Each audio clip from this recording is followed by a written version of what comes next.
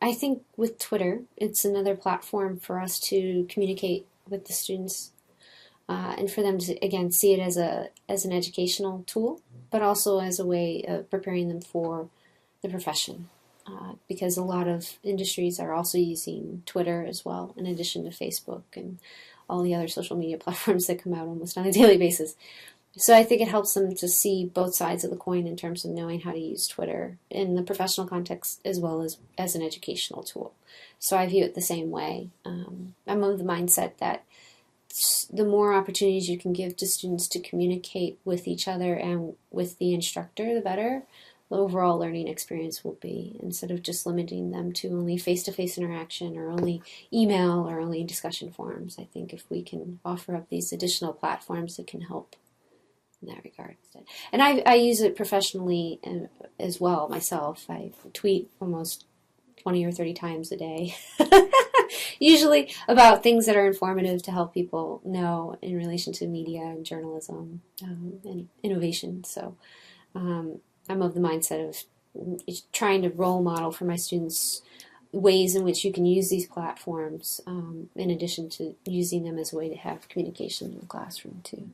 And I've noticed too in the past that sometimes students tend to be very shy in face-to-face interactions, and sometimes this gives the students who may be shy an opportunity to use these platforms because it allows for them to communicate in a different way that they may be more comfortable with. Well, the first one I use is having my students create news lists every semester.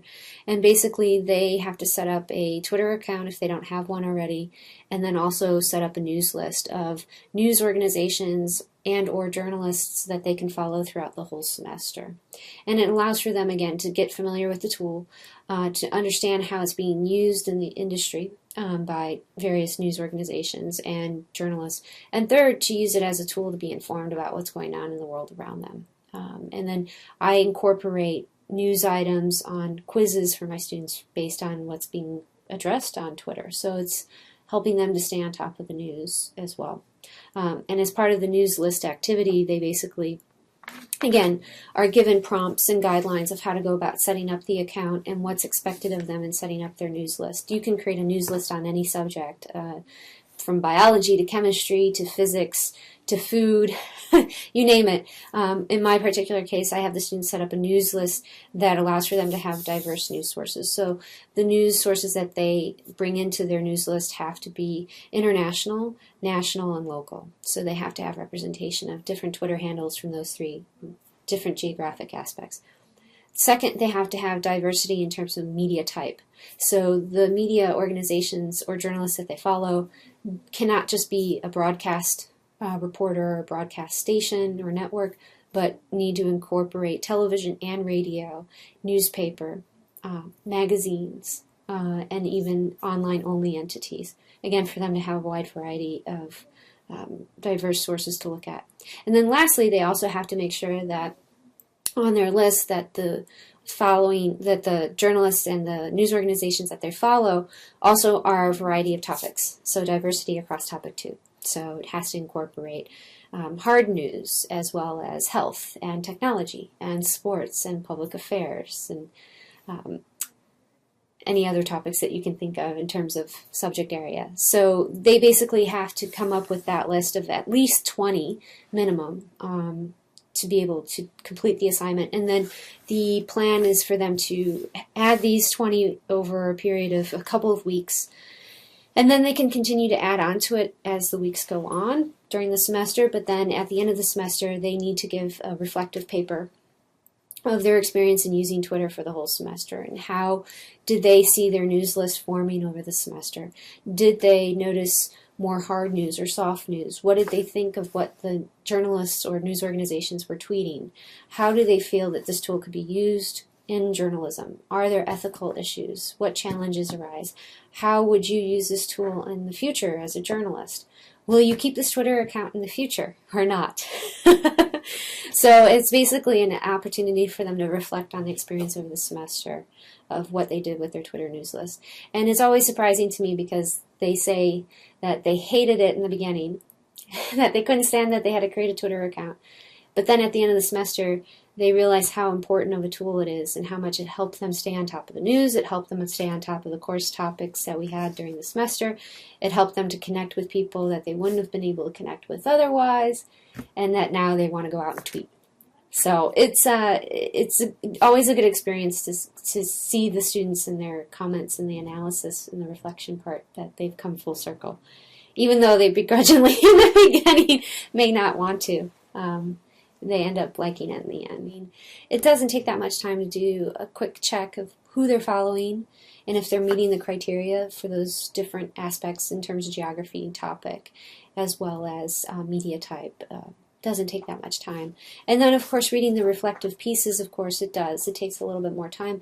But I enjoy reading that aspect because it helps me to know how they feel the learning experience went. The other one is actually having chats with the students on specific topics, and this can be where you can do this with a guest speaker that you have that may be virtual, or even with a speaker who does come to visit in person, or even having your own chat topic during the semester or for that particular module, and setting that up on Twitter. And again, it's fairly easy.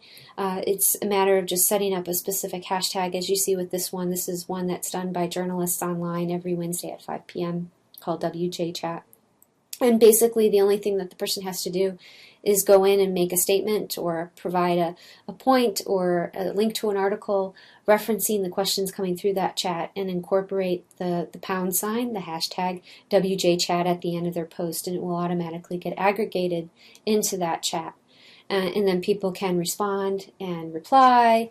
They can have a chance to argue with it or agree, depending on what it is. But this can also be very helpful, again, of bringing in a different level of interaction with the students and with the instructor, and then with additional guest speakers. And again, the nice part about it is if you're virtual, you can do this anytime. So you can schedule the time to do the chat with the students outside of the classroom, and do it from the comfort of their laptop, wherever they might be.